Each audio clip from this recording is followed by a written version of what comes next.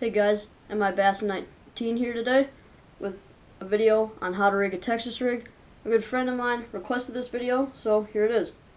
First, I'm just going to kind of walk through the items that you're going to want in order to rig a Texas rig. First, obviously, you would have your line tied like on a rod and reel already, but I just cut off a strip of 65-pound braid for this demonstration. You don't have to use 65-pound braid, you don't have to use braid, whatever line you feel comfortable with.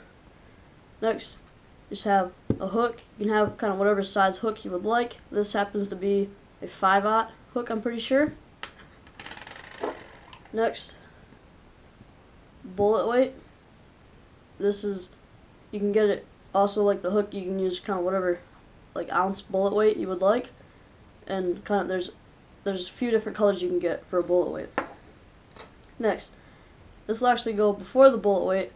These are called bobber stoppers. You can 6th Sense makes these, and I think VMC might as well, but these are Eagle Claw that I have right here. Basically, these go on your line and they stop your weight.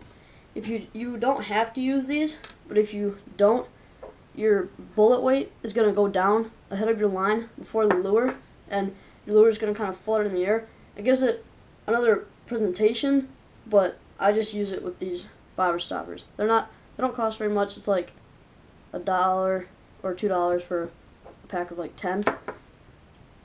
Next, you have your bait. This right here is a net bait packer craw, so a 5-inch craw. But you can use like this, like a soft plastic craw, a Senko, a soft plastic lizard, any type of soft plastic bait you would like to use. So let's start with the process. So you take your line, you're going to take your bobber stop. All bobber stops will have a loop. I don't know if you can see that loop. I think you can. Put your line through that loop, pull it up a little bit, and kind of pinch your line over. Feed the bobber stop up onto your line, and then just feed it up over that little tag end right there. And now there's your bobber stop on your line. I'm just going to slide this down a little bit. Next, have your bullet weight. If you're not familiar with these, they have a hole in the front and a hole in the back. You're going to put your line in the hole in the front. Obviously, it's going to come out the back. Let that go down your bobber stop. Next, you have your hook. I'm tying a Palomar knot on this right now. You can use whatever knot you prefer. Also, if you would like me to make a video on how to tie a Palomar knot, comment below this video and I will get that out fairly soon. It's a good little knot, and also if I make a video on that, I'll tell you how to do a double Palomar knot, which I actually learned from a Bass Fishing Pro, and it makes your Palomar knot way stronger.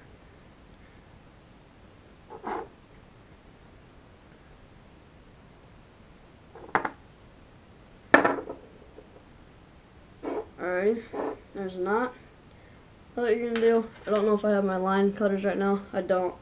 I'll just do without them. So there's your knot. You can kind of take your bullet weight.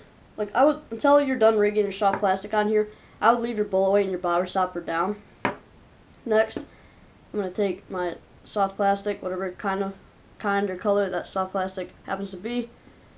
So, how to rig this on your hook. What you're going to want to do, you see this bend right here in the hook where the hook starts to bend? You're going to put the hook in the lure, like in the middle right there, and you're going to stop where it starts to bend right there. Then what you're going to do is take your hook and push it out like that. So what you do, it's like this in there, push it out like that, feed your bait up the rest of the way on your hook. Once you get to like right here, what I do is I twist my bait, and then what you can do is feed it up over the eyelet of your hook. Next, you have your bait, have your hook right there. And what you're going to do is kind of pinch your bait up a little bit like that, and then put the hook in, And like, I'm not the best with this. I'm still learning, but there, your hook came out the other side, right there. What I usually do, like this, is just take the point of the hook, and kind of pinch the bait up, and just kind of drive it back in to the bait right there, like that. So like that, there's your Texas rig. If you rig it right, you're not gonna get hung up on any weeds or stumps or anything like that. Next, your bobber stop. Like I said, basically, just kind of show you, I guess, if you don't use a bobber stop, I'm pretty sure what happens, like, your weight's gonna go down to the bottom, and then your lure's just gonna kind of flutter, like, come down slower to the bottom. Not super slow, but slower than the weight. So I like to use a bobber stop, like I said. So you can do, slide your weight on down to the hook right there, and slide your bobber stop down, just like that.